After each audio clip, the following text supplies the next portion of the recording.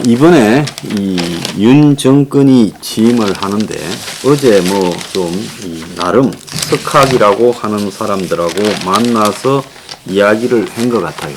자, 거기에서 윤 앞에서 직언을 한 사람이 좀 있더만요. 고려대 이신화 정외과 교수가 0.73% 차이로 승리한 의미를 기억해라.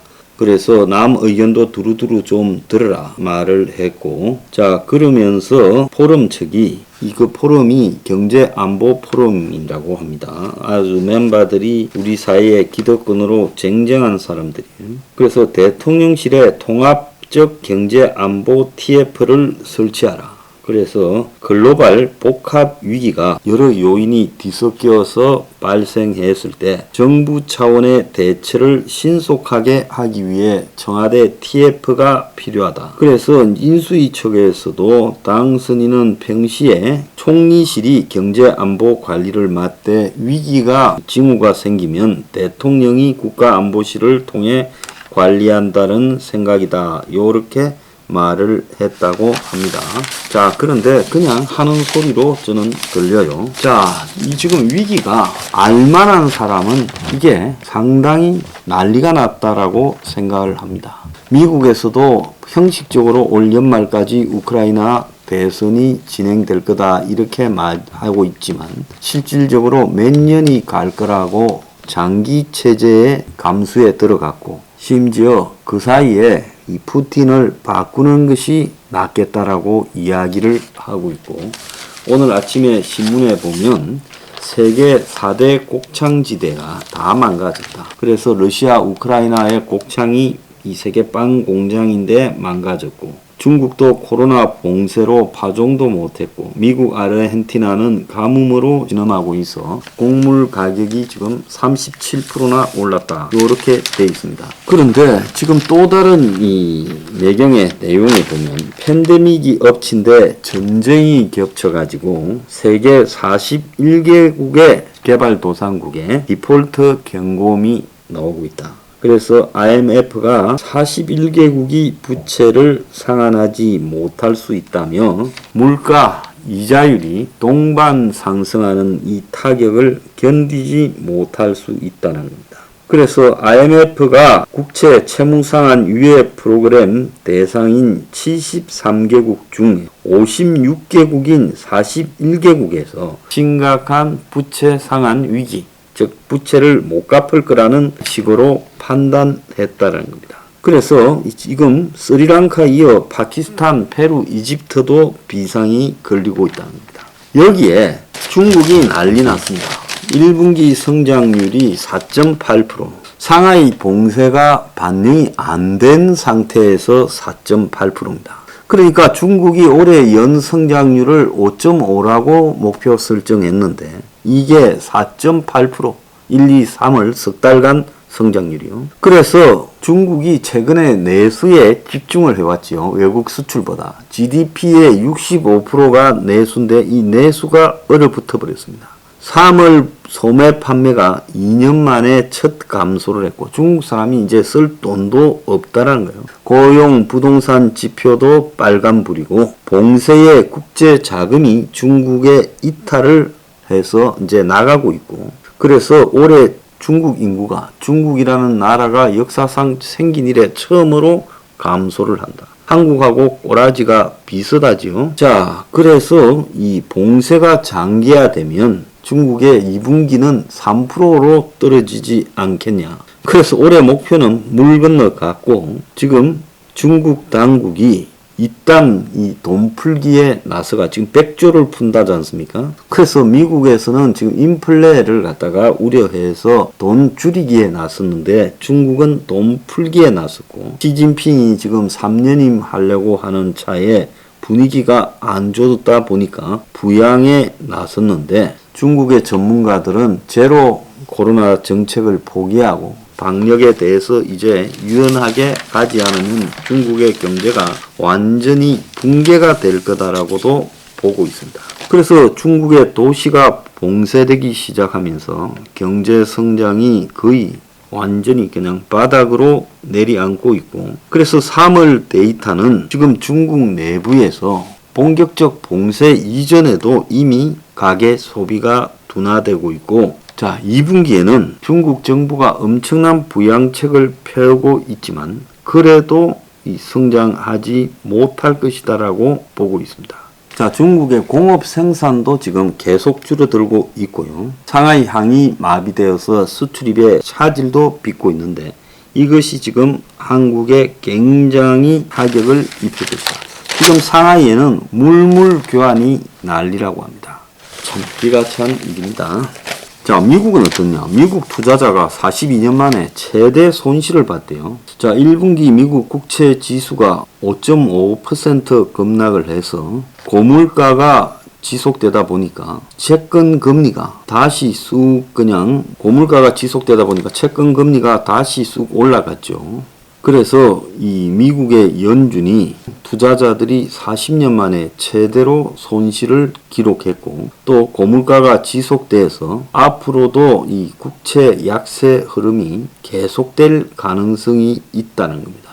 그래서 미국 경기가 2년 내에 경기 침체에 빠질 가능성이 35%라는 골드만삭스의 보고가 나왔고요. 자, 월스트리트 저널은 이 블룸버그가 집계하는 미국 국채 가격 지표인 국채 지수가 올해 1분기 5.5% 급락했는데 1980년 이래 가장 큰 낙폭이라는 겁니다. 그러니까 42년이죠. 자, 국채 지수는 이달 들어서도 2.4% 추락을 했다는 거예요. 자, 금리가 2.8로 이렇게 넘어가면서 작년에 비해 2배나 올랐는데 이것이 무슨 말이냐, 거기에 대해서 제가 말씀을 드리면요, 국채 금리가 상승했다는 것은 미국의 채권의 가치가 떨어졌다는 것을 의미하죠. 가치가 떨어진 좀 허접한 물건을 팔라니까 금리를 세게 붙여줘야 살 거고, 가치가 좋으면 금리가 낮아도 살 거라는 겁니다. 그래서 미국이 국채를 계속 발행하다 보니까 국채가 아주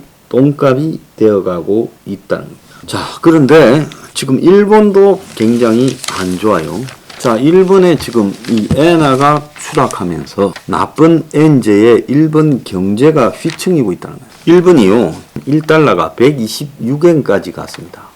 엔화 가치가 굉장히 떨어졌죠. 과거에는 뭐 1달러에 90몇 엔 할 때도 있었는데, 그래서 엔이 그냥 이 무한정 일본의 돈풀기, 아베노믹스가 지속되고, 또 미국은 긴축하면서 미국하고 일본하고의 이 금리 차가 확대되면서 달러 엔 환율이 126엔까지 올라갔고, 이러다 보니까 어떻게 되겠습니까? 일본에서 수입하는 물가가, 달러는 그 자리에 있어도 환율이 변하기 때문에 수입 물가가 비싸지지 않습니까? 그러니까 일본의 서민이나 국민들은, 중소기업들은 굉장히 고통을 겪고 있어요.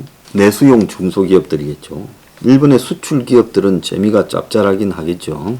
그래서 일본의 재무통들이 나서서 이 문제에 대해서 계속 이야기를 하고 있습니다. 그래서 엔저가 일본 경제 살린다더니 이번에 일본 은행 총재가 엔저의 악영향을 경고하고 나서면서 급격한 엔화 약세는 일본 경제에 역효과가 생긴다고 말을 하는 상황까지 왔습니다. 자, 이렇게 물가가 급등하고 있는데 미국의 지금 체감 물가의 절반도 안 된다. 한국의 물가 상승률이 4%라고 하고 미국은 8.5%라고 하지 않습니까? 어제 제가 이야기했던 부분이 오늘 신문에 나왔습니다. 그래서 물가 상승률이 세 가지 착시가 있다. 물가에서 자가 주거비가 반영이 안 된다. 한국에 에너지 가격 중에 세금 비율이 아주 높다. 정부는 공공요금을 최대한 억제하고 또 교육비도 빠져 있는데 이 체감 물가는 훨씬 더 높다는 겁니다.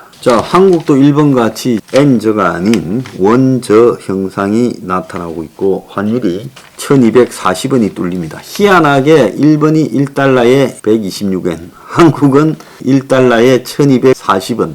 그래서 거의 비슷하게 지금 움직이고 있어요. 그래서 미국이 지금 이 빅스텝에서 한 번에 0.5%의 이자를 지금 곧 올린다고 합니다. 이리 되니까 한국에도 무역에서 큰 타격을 입지 않겠느냐.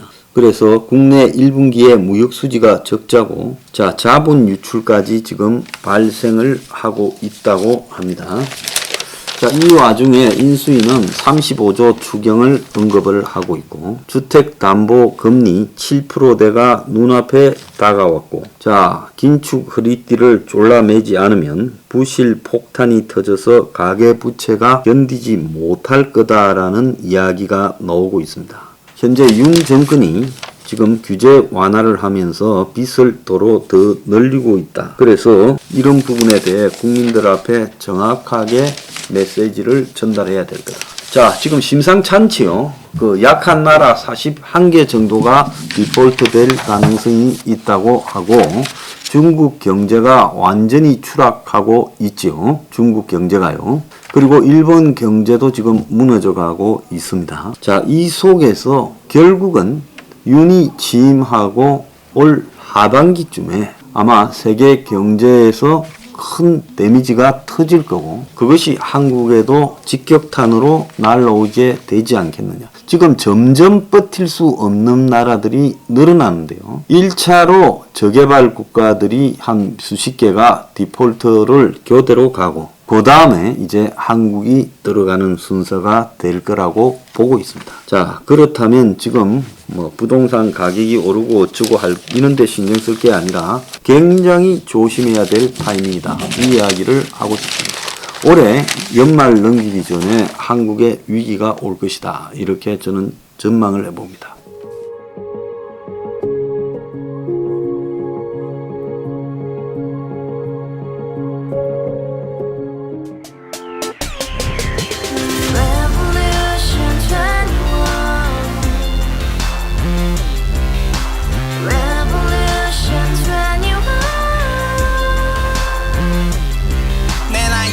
월세 30 코인빚만 300 서울에 온지 벌써 10년 아둥바둥 버텼지만 여전히 난 반지 하에 제왕 곰팡이 연문제약 내 미래는 깡통망통 완전히 폭망 고시원 창문만큼 작아진 내 꿈 연애 결혼 내 집 모든 게 헛꿈 1년 전 떠난 여친 울며 말했지 같이 써봤자 평생 가본 게 꼭꼭꼭하지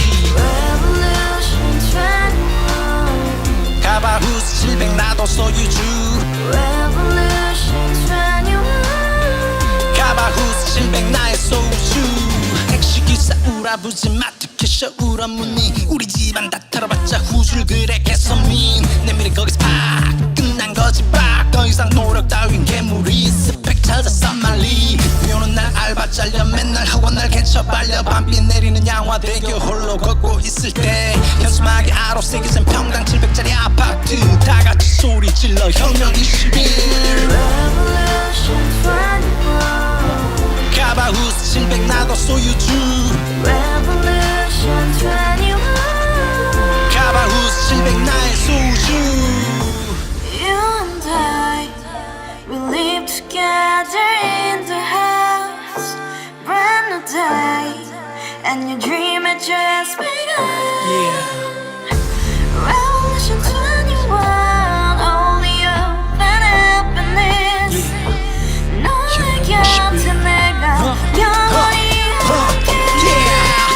지금까지 정치인들 입만 열면 찝찝찝 개소리 멍멍멍 쳤다 하면 뻥 잘난 부모 만나 잘난 학교